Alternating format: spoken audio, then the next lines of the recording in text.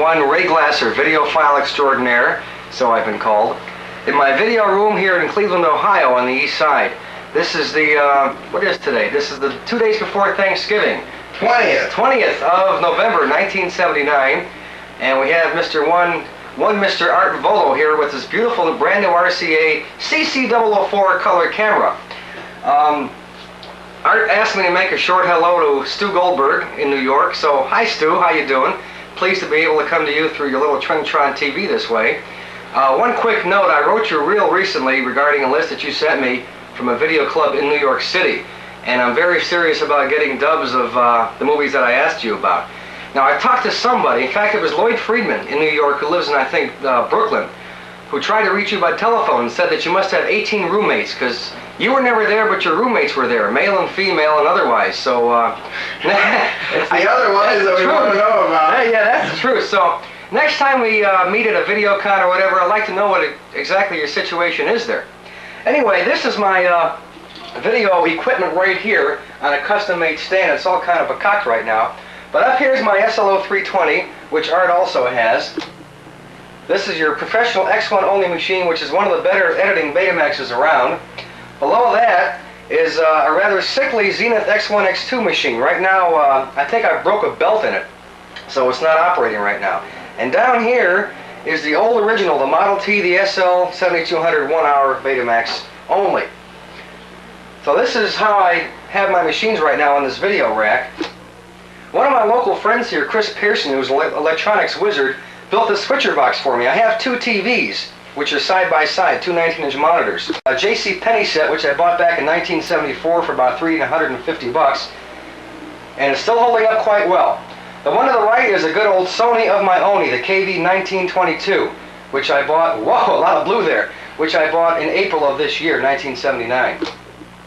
Right here is the control button for the pennies. Over here is the control button for the Sony. So I can take either one of my 1, 2, or 3 VTRs and throw them on either TV set, which is kind of nice to A/B two copies of the same movie that might come in from two different sources. This is going to be kind of difficult. It may even require you getting, no, I guess not. Can you zoom in on that?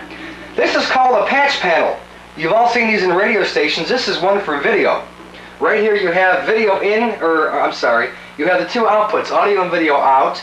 Here is audio and video in. The video is a BNC connector, the audio is an RCA connector. Now all three machines are wired to this thing permanently from the back. So there's no more going behind the machine to pull out wires and change them when dubbing among the three machines. Very, very handy thing to have. Betamax library. I don't know if you want to zoom in the middle then zoom out or whatever.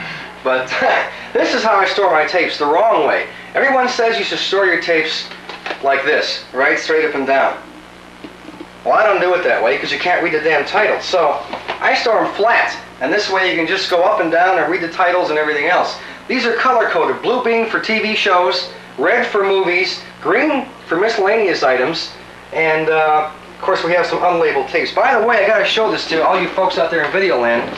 Here it is, the first one. Got a nice tight shot of that. This is the first L830 to hit the Cleveland area here in late 1979. This is a Zenith Maxa tape. Okay, they have a nice colorful rainbow logo on there. And this is your 5-hour tape on the X3 speed. Now to see how good Art's color camera is, the hubs are green. The tape shell is black. And this is very, very thin tape. This runs about 104 minutes at the X1 speed, about, I think, 4.5 hours at X2 and 5 hours at X3.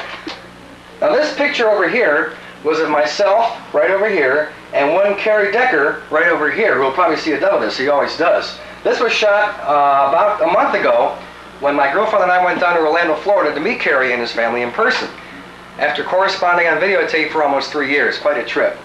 Over here are some various pictures from our video cons to see how good your zoom is there.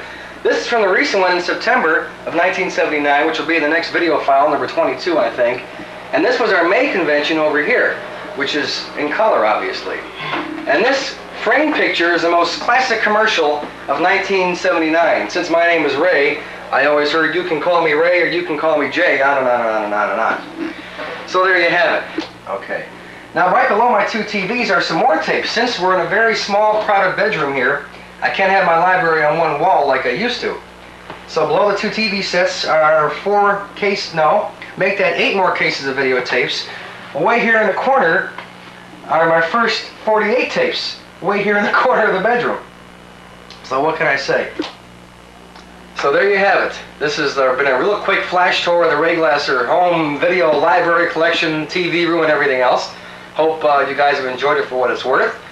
And I'd like to say hello to all the guys that might see this out there in video land, Stu and everybody else.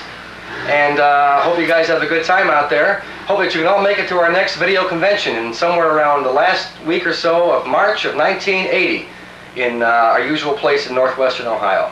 So until we meet again in person or in color, whatever, bye.